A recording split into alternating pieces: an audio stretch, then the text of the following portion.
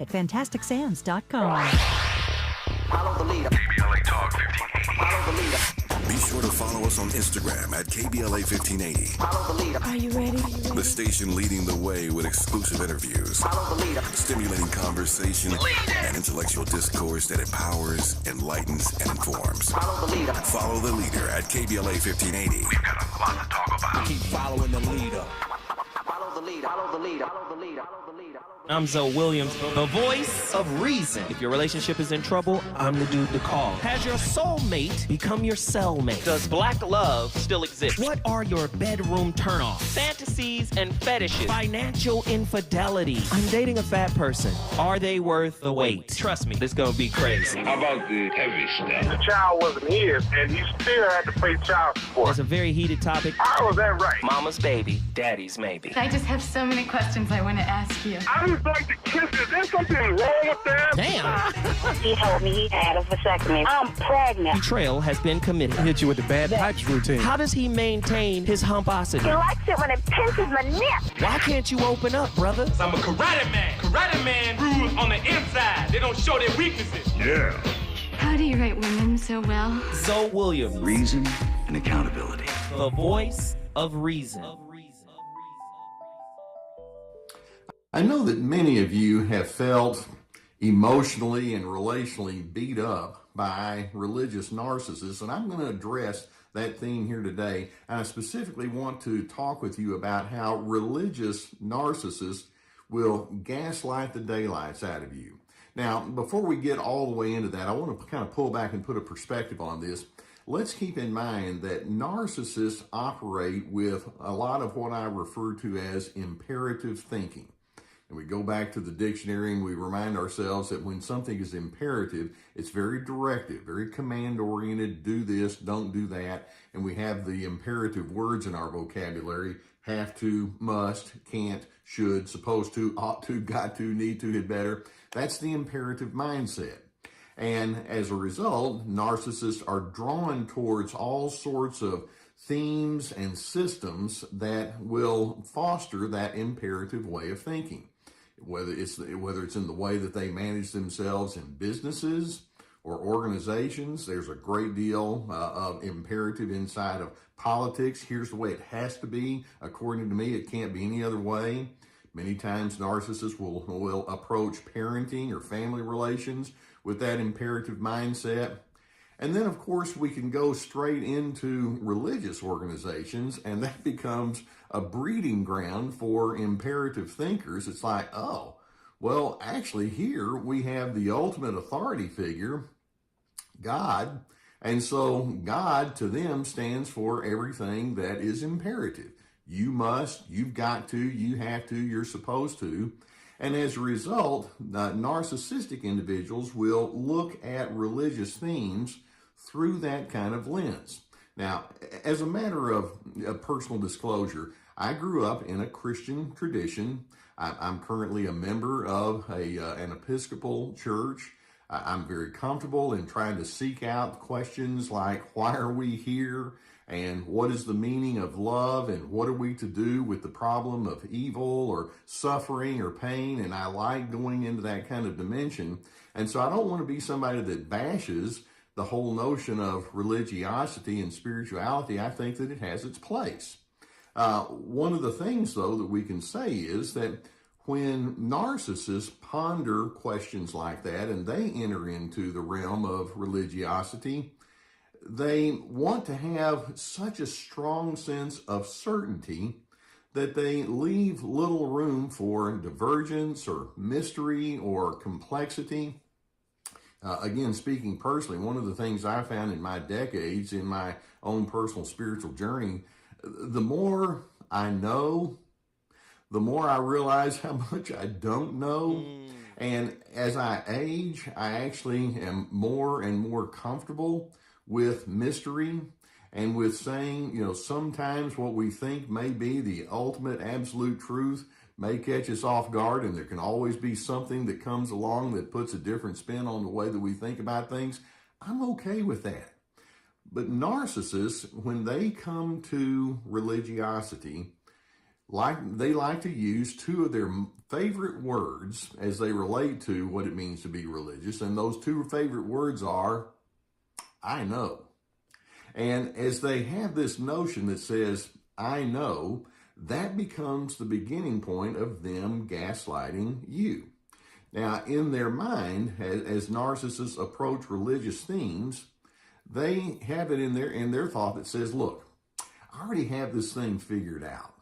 And the implication is, and you're supposed to have it figured out too, just like me. Now, keep in mind, that's that imperative style of thinking.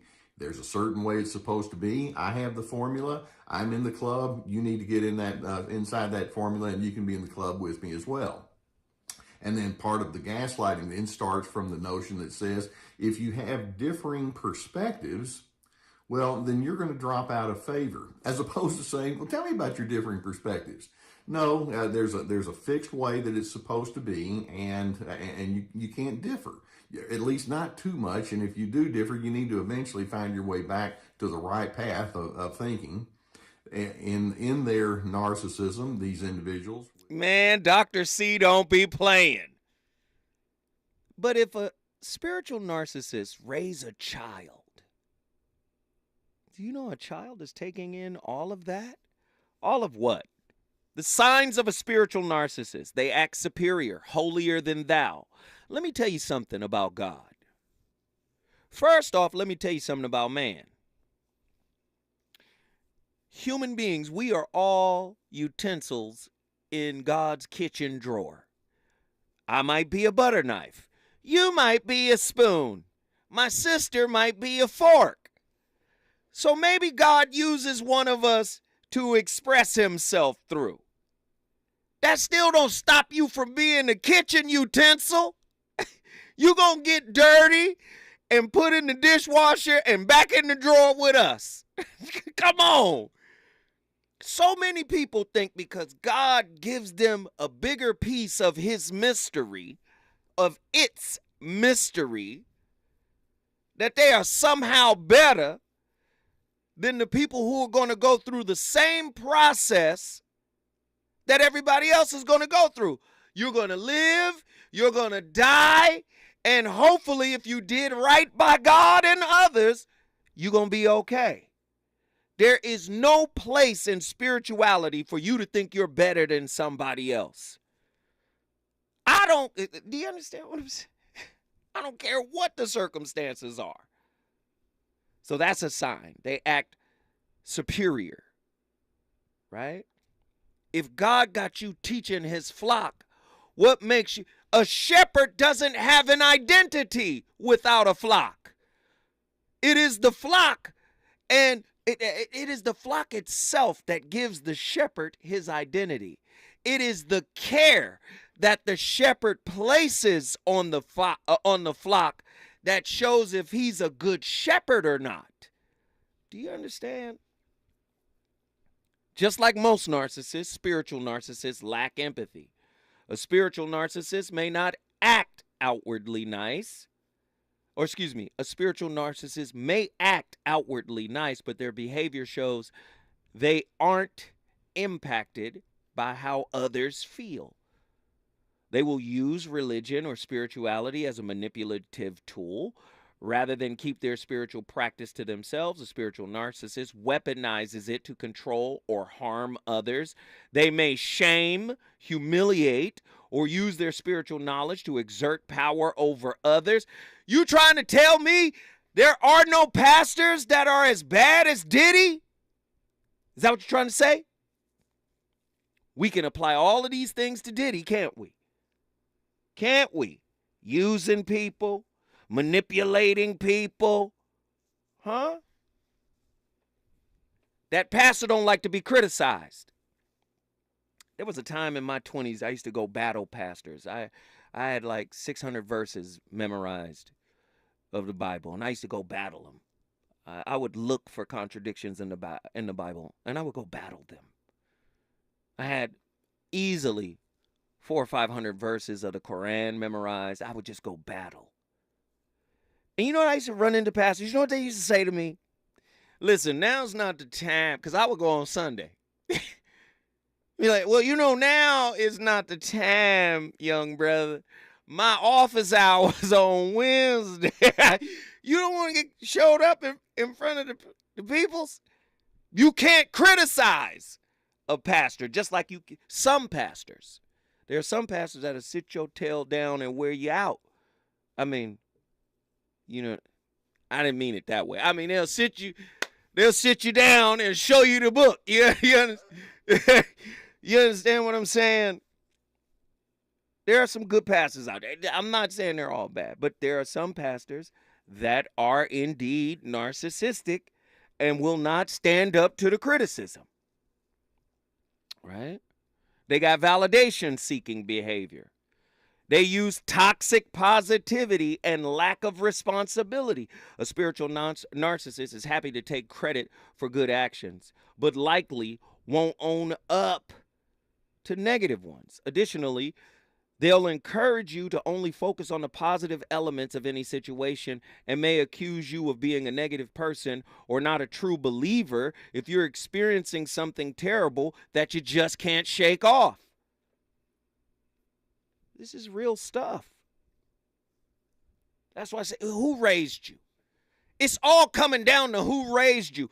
If you can look at Trump's kids and say, wow, it's no wonder they're the way they are. Look at it. Look at their dad, right? If you can say that about Trump, can't you say that about certain preachers? Can't you look at certain preachers' kids and see that mark on them? Tell me the truth. 1-800-920-1580. We got callers on the line. Let's get them in here. Who's been on the longest? Ray, St. Louis, Missouri. Get in here, Ray. Talk to us. Yeah, hey, what's going on? So I've been listening to you for a long time. What's so good, brother? How you doing? Man, I'm pretty good, man. My father was a pastor, so the folks in the told me to buzz in. My father was a pastor. My grandfather was a pastor. Built a church here. My grandmother was one of the head deacons of the Archdiocese Lutheran Church.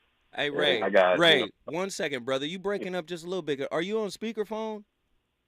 Yeah, I am. Hold on. Nah, yeah, because we got to hear you a little bit clear because I want to make sure you get through. Go ahead.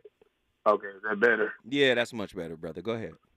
Okay, yeah. My grandmother, she was one of the head deaconesses of the Lutheran Archdiocese out here in St. Louis. So my family is a bunch of generations deep in the church. I myself, I think that I'm an atheist. What? But I'm one of the black sheep.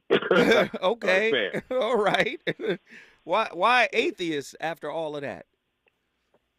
Well, as a child, I remember kind of being in the church, and it never really registered with me, And so, I grew about growing up, and then by 2010, 2011, Tariq dropped the first Hidden Colors, and I had never knew kind of the roots of religion or where any of that stuff came from. So I started doing research and, figure out it started in Africa and, did extensive research in there. And after that, it was just like, yeah, man, I'm done with this stuff because it was always odd to me. But once I had something physical to tie it to, I just dropped it all together. I see. But black people are spiritual by nature, so we're going to enliven anything we believe in. And you got to remember, Christianity in its oldest iteration is African. So it's not European. Don't get, Constantine and the Nicene Council and all that. Don't let that make you think Christianity is European. It is not. Right? Well, it's my personal belief, Mr. Zoe, that I think that our religion or our spirituality is kind of written in our essence. And so I don't, need to lean on something to know I shouldn't kill my brother. I shouldn't steal anything. Nice. I just don't think that that's our people's, I don't think that that's really in our people. And even when it is in our people to do those types of things, it's because of the environment we've been put in and the lack of resources, so on and so forth. So, you know, that's kind of why I just dropped it all together. Well, you dropped dogma. That's what you dropped, right? The belief, the religion, the religiosity of it. But what if I tell you, you know, science is a religion too? What if I tell you? I believe that. What if I tell you about what they're calling fine tuning, and all of the major physicists all over the world, cosmologists all over the world, are talking about Einstein's universal constants, and they're saying those universal constants, what is it, a handful of them, maybe 12, maybe 15 of them, they're so precisely tuned that even the scientists are saying, well, maybe there's a designer. They'd rather say designer than God. Now, listen, God ain't got nothing to do with dogma. See, dogma is language. Language uses us. We don't use language. It uses us. It imprisons us. This is why the great linguist Alfred Korzybski said, where there is a definition, there is a prison. The definition creates a container. So cultures, that's a definition. The language that comes from a culture, that's a definition. So we're using these languages to try to describe the indescribable. So even physicists are at a point to where they're saying, listen, how is it that this one constant has 126 zeros behind it? That's pretty precise. Somebody fine-tuned the universe to that degree. They don't want to call it God, because that would imply that Christianity, Islam, and all these religions are correct. See, I'm with you on the dogma part, but I can't be with you on the God part. And this is why I talk to the atheist. The word atheist comes from the Greek word. Whenever you see a in front of any Greek word, it means against. So theos, against theos, against God.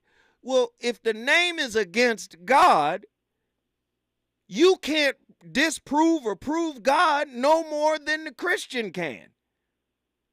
So they'll be like, prove God to me. Wait a minute. You can't disprove or prove God no better than the Christian can. So what you attack is the script.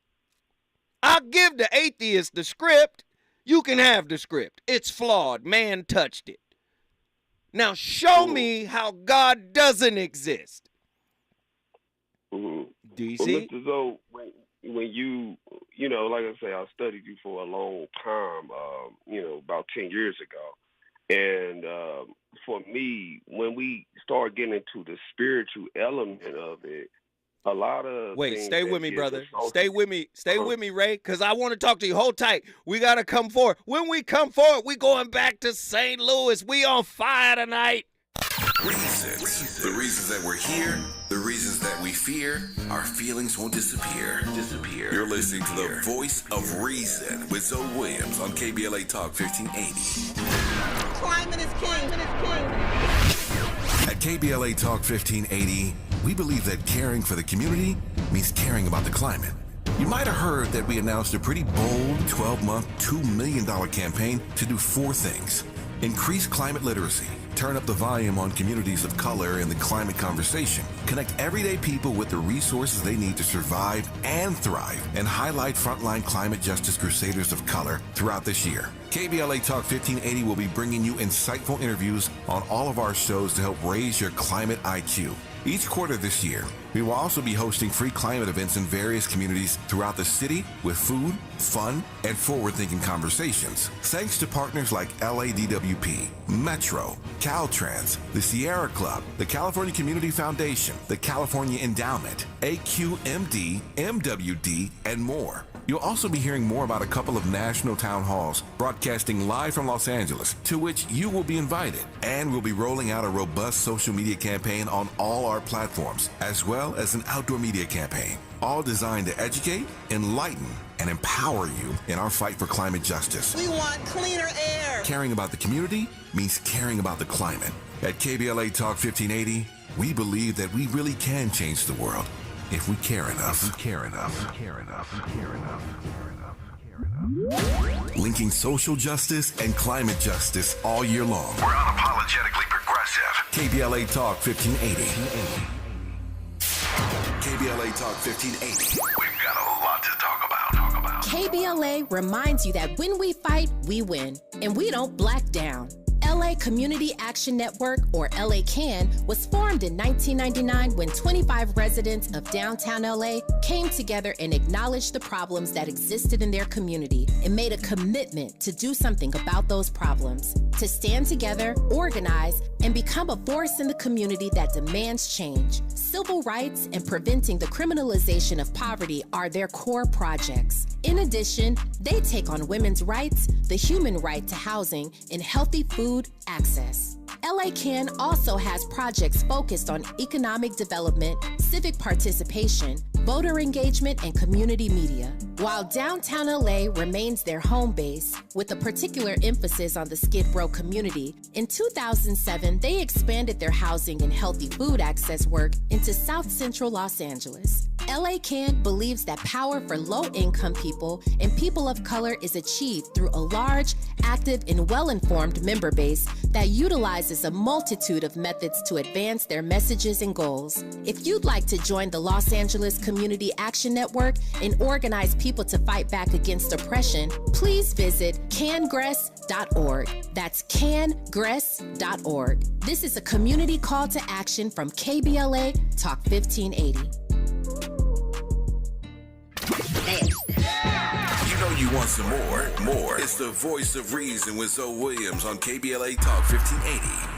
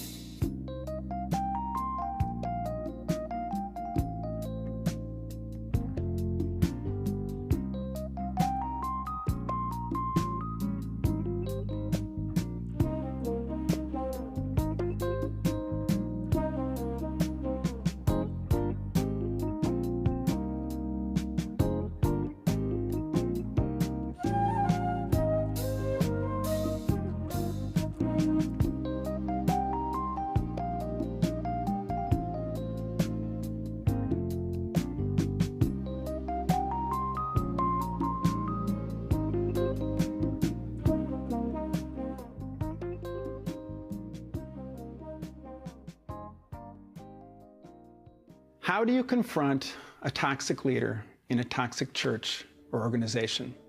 I wrote a blog post a few years back to answer this question, and it is now the most read post on my website, readingremy.com.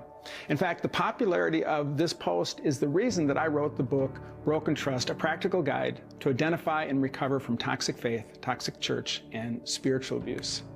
In this 3-part video series here, I want to give you some brief tips if you find yourself in a toxic and/or abusive church setting.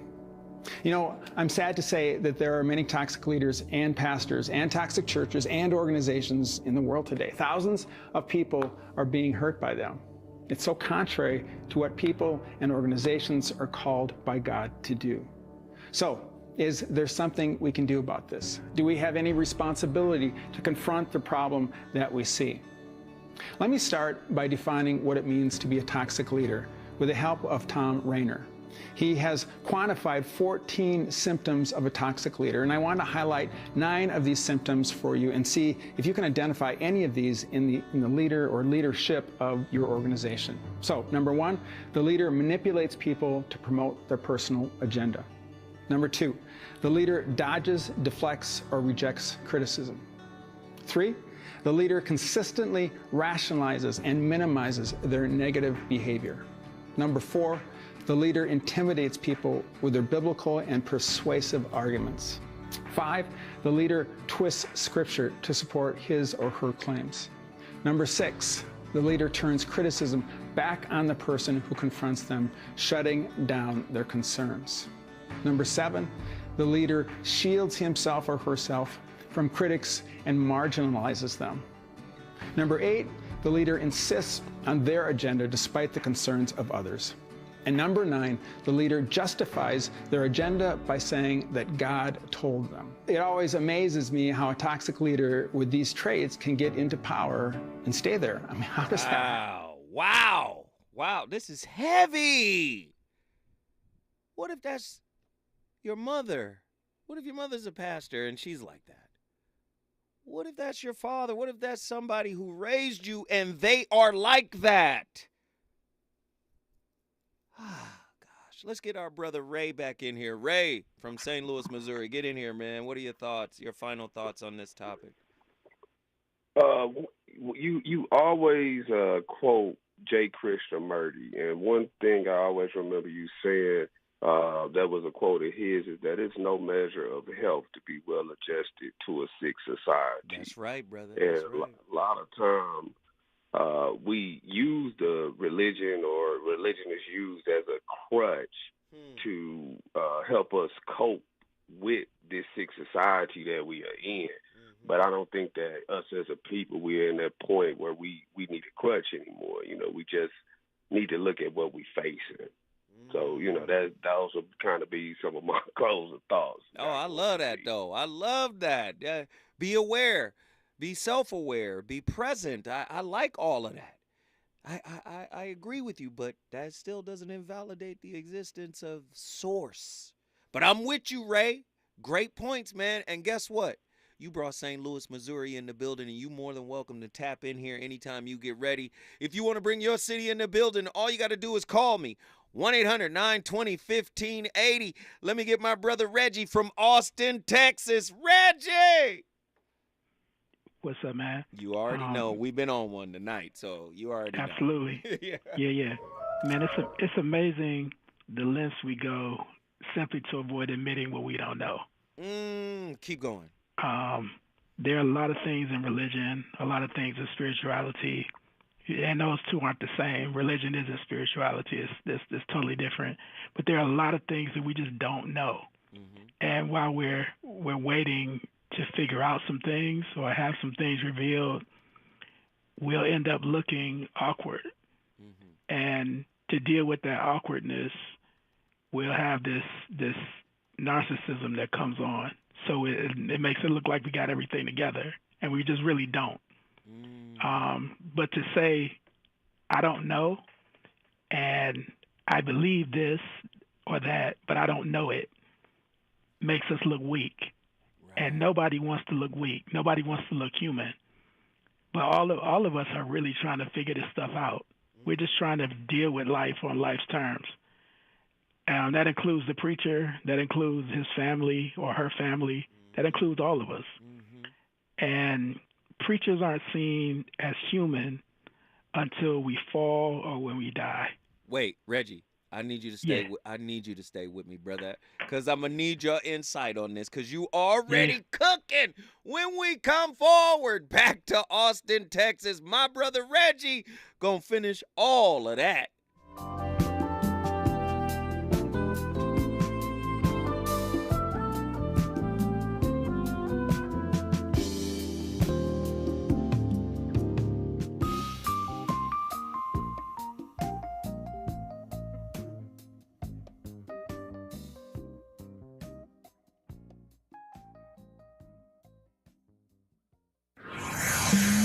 He's on fire tonight.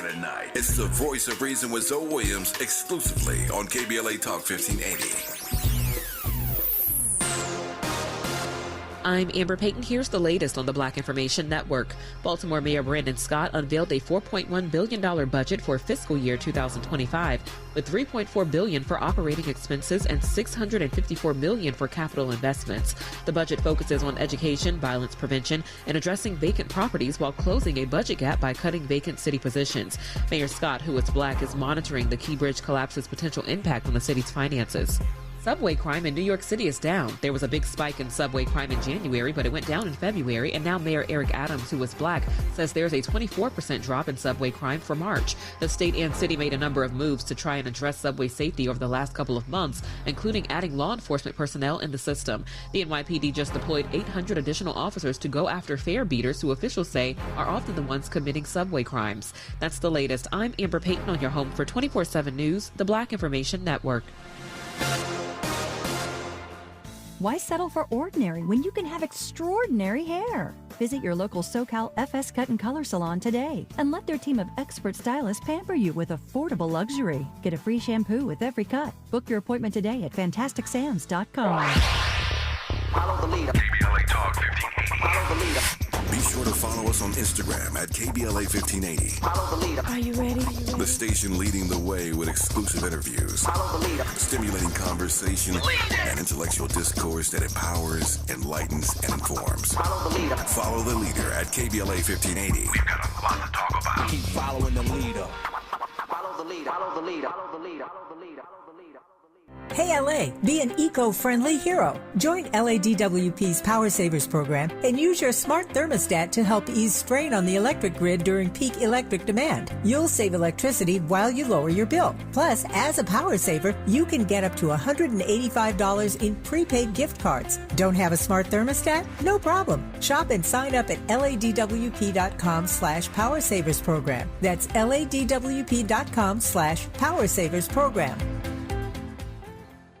To help combat climate change, LADWP is helping neighborhoods have better access to electric vehicles by awarding nearly $130 million in EV rebates to customers just like you. From big savings on used EVs to building new charging plazas, LADWP is charging ahead to help all Angelenos experience the benefits of EVs. Get rebates of up to $4,000 for a used EV and $1,750 for a charger. Learn more at ladwp.com/EV. That's ladwp.com/EV. KBLA Talk 1580. We've got a lot to talk about. KBLA Talk 1580 believes in community empowerment through the arts. Tia Chucha Central Cultural is on a mission to transform community in the Northeast San Fernando Valley and beyond through ancestral knowledge, the arts, literacy, and creative engagement. The Northeast San Fernando Valley has a population of about 500,000, the size of the city of Oakland, yet it has no bookstores, art galleries, or full-fledged cultural spaces until Tia Chucha's opened its doors in 2001. Founded by renowned poet and activist Luis Rodriguez, Tia Chucha's Cultural Center provides a year-round free or low-cost arts and literacy bilingual intergenerational programming in mural painting, music, dance, writing, visual arts, healing art sessions, and healing talking circles. Activities also include Mexica, Aztec dance, indigenous cosmology, philosophy, and 2 weekly open mic nights, one in Spanish, the other in English. In addition, they host author readings, film screenings, and art exhibits. To express yourself, heal yourself, attend an event, or volunteer, please visit www.tiachucha.org. That's TIACHUCHA.org. This is a community call to action from KBLA Talk 1580. You're listening to KBLA Talk 1580, where climate is king. KBLA Talk 1580. We've got a lot to talk about. KBLA Talk 1580, connecting you with services and solutions. Legal Aid Foundation of Los Angeles is a nonprofit law firm that protects and advances the rights of the most underserved, leveling the playing field and ensuring that everyone can have access to the justice system. Every year, LAFLA provides free, high-quality legal services to more than 100,000 people living in poverty across greater Los Angeles. Their unique combination of neighborhood offices, self-help centers at courthouses, and domestic violence clinics puts Legal Aid Foundation of Los Angeles on the front lines in vulnerable communities and at the forefront of change. LAFLA's expert team of attorneys, paralegals, and support staff works to provide direct representation, offer counsel and advice, provide referrals, and educate the community about their legal rights through workshops and seminars. With locations all over LA, you can access their services or volunteer to help no matter where you live. And if you have an urgent issue, call 214 213-235-0060. That's 213-235-0060. To get legal help, make a donation, or volunteer, visit lafla.org. lafla.org. This is a community call to action from KBLA Talk 1580. You're listening to the Voice of Reason with Zoe Williams. Only on KBLA Talk 1580.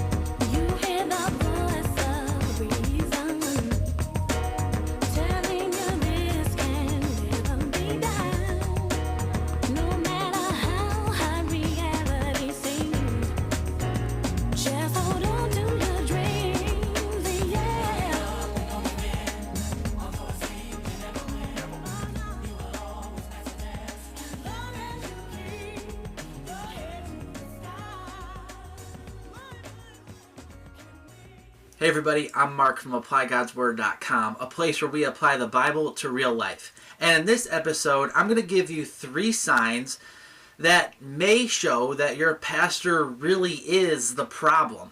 Now, when I say the problem, I'm not going to narrow it down to one specific thing, but unfortunately, churches have issues. Maybe it's a lack of growth, maybe it's internal conflict, or maybe it's a financial, lack of integrity. There's many different things that it could be.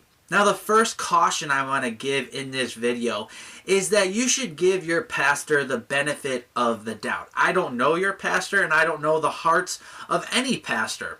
What I do know is that if somebody went to seminary or they, dedicated their life to being a pastor, odds are they started that journey with good intentions. So maybe even if they're misguided right now, it's safe to assume that they want to do good. And it's also safe to assume, again, that you want to give them the benefit of the doubt. I personally don't know too many pastors who got into the business to, really screw people over or really, jab people or just be a bad guy. I do know some people like that, but most pastors are genuinely good people. So give them the benefit of the doubt. Now, with that said, it would be unbiblical for me just to say, always assume that your pastor is never the problem.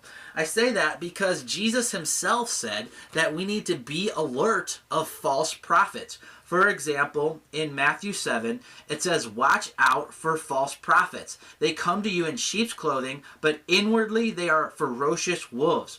By their fruit you will recognize them." So Jesus himself, he's the one who said that, told us to be alert, be on guard, because there really are bad pastors out there. There's bad leaders out there. So the first sign that you may be dealing with a dysfunctional leader in your church is if he trains the people to assume that he can never be the problem. You see, a good pastor will actually build into his congregation and teach them how to rightly judge between good and bad and teach them how to keep him accountable. That's what a humble leader does. A prideful, arrogant leader who isn't a good pastor will teach his people that he could never be the problem. He subtly does these mind-numbing, sermons that you're really not sure what the point are, but he ends up looking like a god somehow at the end of it. He's the hero of the story somehow, even though he doesn't come out and say that right out. But he's the hero of the story. So, You want to be careful of those guys who can never be the problem, and they train the people that they really aren't the issue. The second sign... I mean, he's cooking. Come on. Pastors are humans, okay? Humans are whips. Works in progress. It's really that simple. But when you create an environment to where so-called righteousness, right, or self-righteousness, right, kind of affects your ability to empathize with the children in your home because you're judging their behavior, or you're judging their authentic expression, or you're judging the way they are evolving and growing and learning around you. I ain't gonna lie. I'm not gonna lie when I say this. When I was a kid, we had a saying. It be the church girls that be the freakiest. It be the preacher's kids that be the ones that be the most turned up. I'm sorry. That was a saying round my way when we was young. You want to have a good time? Go get with the preacher's kids. Right? That is letting you know, right, that something ain't right in the crib. I don't want to put my family out. I got an uncle who used to have church at the house. Do you know how many times I escaped from that house? I would call my cousin right now and be like, man, talk to them about yo pops, my uncle. It wasn't cool. And it affected them. All my cousins are affected by their preacher daddy. All of them. I'm just saying, I seen it firsthand. All right, let's get Reggie back in here. Reg, I'm sorry, man. Get back in here, Reggie. Give us what you was giving us, brother.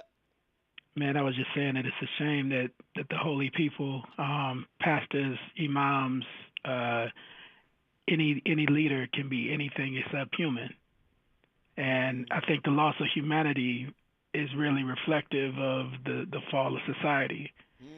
Bro, if you can't be human, how can you be an effective parent? You know what I mean? I mean, it's like, who are your children to look to if they can't look to you as somebody that gives them some type of leniency, somebody that gives them some type of grace or love? You know, without those things, we're lost. And I think that's how the family is being torn apart. It really messes things up because we can't be human until we absolutely fall in some type of scandal or we just die. Right. And there's a lot of ground that's being lost between those two extremes. Right. And so I think we have to regain that by just being human. You know, we works in progress. Right. Even if we're holy men and women, we're still works in progress. The pastor that is a parent must show clemency to his own children, but he can't show clemency to his children if he doesn't show clemency to himself. Absolutely. And if he can't show clemency to himself, how can he teach forgiveness in the pulpit? Talk to me, Reggie. He can't effectively. He can't, because you can only teach what you experience. And if you haven't experienced it on a personal level, the most intimate level that there is, then you can't explain it to anybody else. You're just wasting time. And it's like you're building this facade of an image, and that image is going to crumble eventually because it's not authentic, you know? And I think that's where we are. This is a year where everybody's being exposed. And it's going to be a lot more exposure, and it's going to be a lot more embarrassment. And then we're going to get to the point where, okay, I can see you as a human being. Because eventually the facade is gonna have to end, and that's real. Right. Hey, Reggie, guess what you just did, brother? Brought Austin in the building. Austin, Texas is in the building. We appreciate you, Reggie. When we come forward, you know we going to Houston, Texas. And I want to know where LA is. We had JW. JW, you know I need you to call JW. You in Watts somewhere right now. JW, if you on the road, what I want you to do is pull over and call 1-800-920-1580. I need to talk to JW. We can't have this show without JW. Call us, brother. Is it good to you? More Voice of Reason with Zoe Williams when we come forward. We ask seniors how to prevent Medicare scams. My best advice, if you get a phone call, do not talk to the person. These people are well trained. Don't talk to them.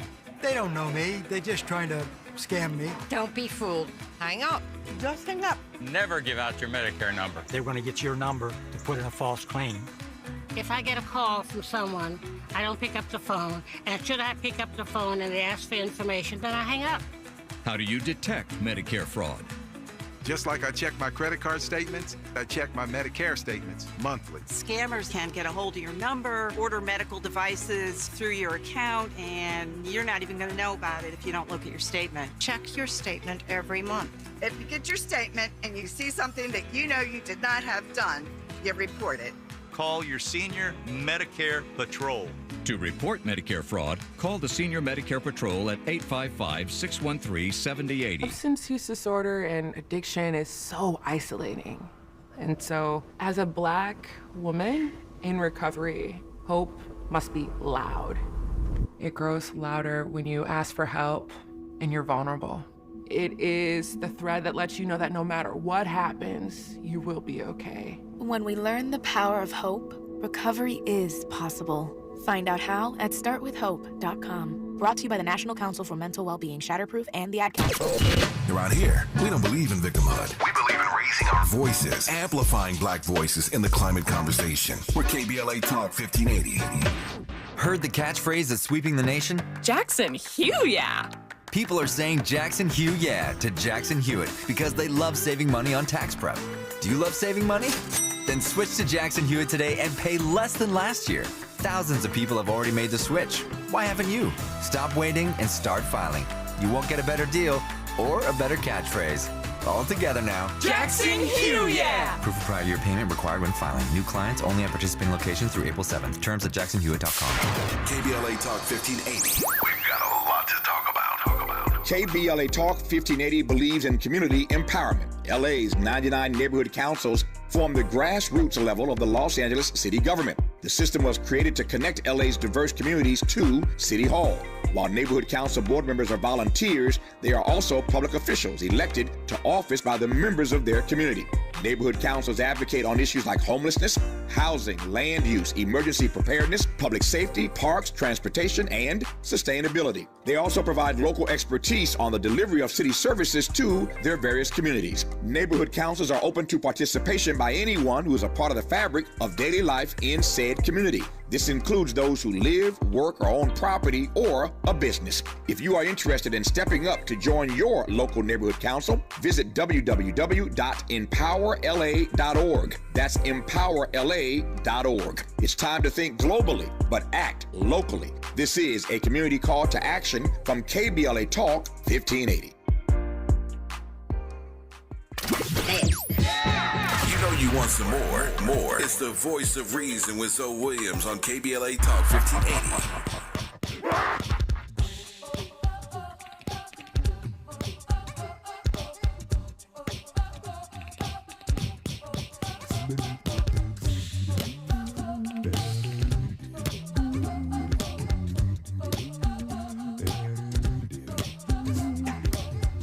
We got that rhythm pumping up, a beat without a drummer. Tell me ain't it tough? We got a big bottom, getting down. Got the only low bass, baby, when there ain't no bass around. Oh, we can jam in the human being. Yes, back. Come there.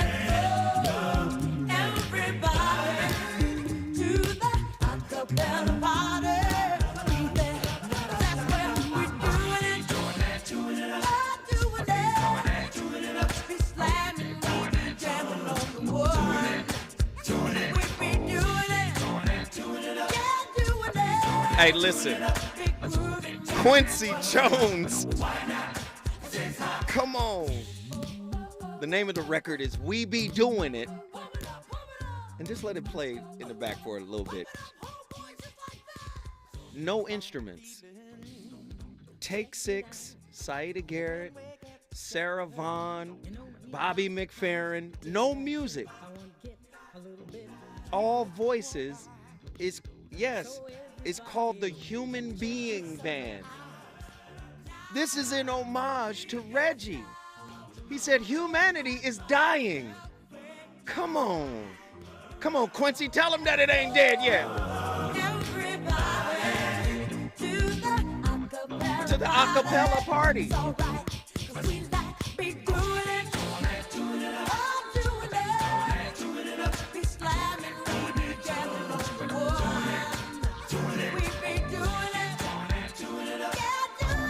Wow.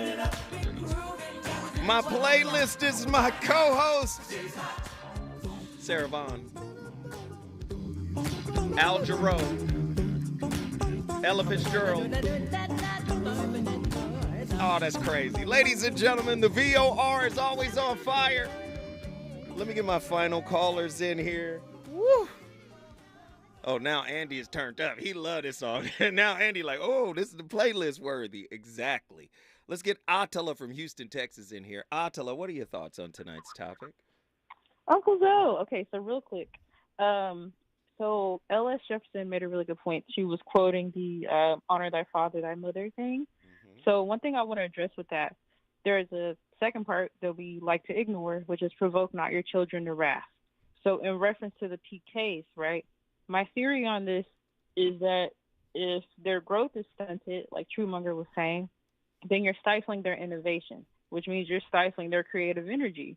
Your creative energy is real similar to that sexual energy, right? Mm-hmm. So, of course, if I'm like a ticking time bomb, it's going to explode. So once I'm out from under that thumb of religiosity, then comes the true nature of that which I've been denied.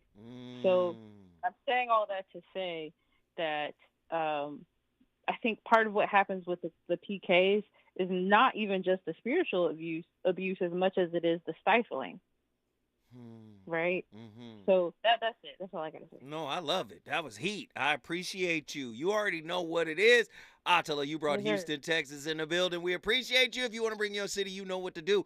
JW, South Central Los Angeles, Watts in the building. What better way to end it than with my brother JW. JW, get in here. Tell me your thoughts, man.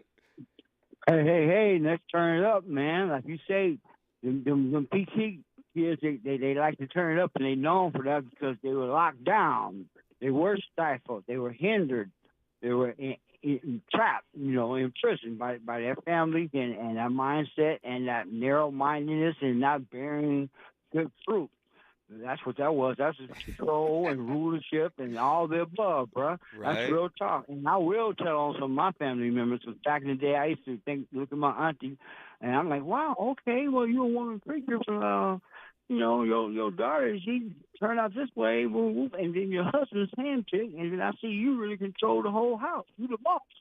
So that's control is the bottom line. That's the essence of it, which is human nature, and we all are frail and weak and fragile and dysfunctional, and that's just being that human experience. We got to have that God experience, which is the high nature, because we live in that low animal nature, which is on earth, part of that secular prism, being confined to the earth.